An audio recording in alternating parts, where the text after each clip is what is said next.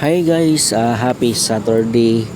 For today's video padong tangad to sa atong gitrabahoan guys kay ato na sa gubangon ng atong last day sa unang semana sa Oktubre. No, grabe ka, bless kayo gid karong buwan na guys. Daghang blessings nga naabot sa ato ang kinabuhi ug angay gyud na natong pasalamatan kay tungod dili na perminti nga maabot sa ato ang kinabuhi. So dapat unsa may madawat nato nga mga blessings dapat ato gid nang dawaton sa kinasing-kasing kay dili na perminti nga maabot sa atong kinabuhi, no? So dapat thankful juga everyday sa imong pagpanarbaho, dapat imo ginang hatagan og pag-enjoy, and then kinasing-kasing og siyempre dapat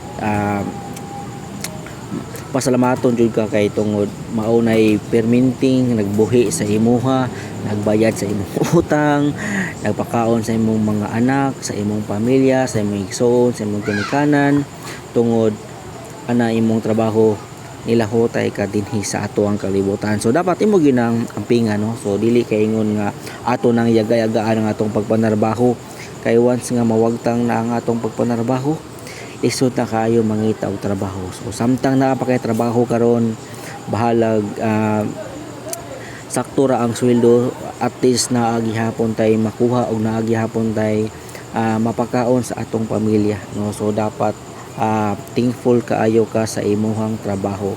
Dili dapat makontento jud ka, dili kay ingon nga magkumpara-kumpara ka sa uban kay mao man gunay makapawa sa imong gana sa imong pagpanarbaho. So og aduna kay pag inggit sa uban, so dili productive ay imong adlaw, no? Aduna kay mga pagduda, dili ka perminting magmalipayon kay tungod imong ikumpara ang imong kagalingon didto sa ubang tao. So dapat ug unsay naa nimo dapat imo ginang dawaton, dili lang sa ingon nga abi kay ingana sila dapat ingana pagdili.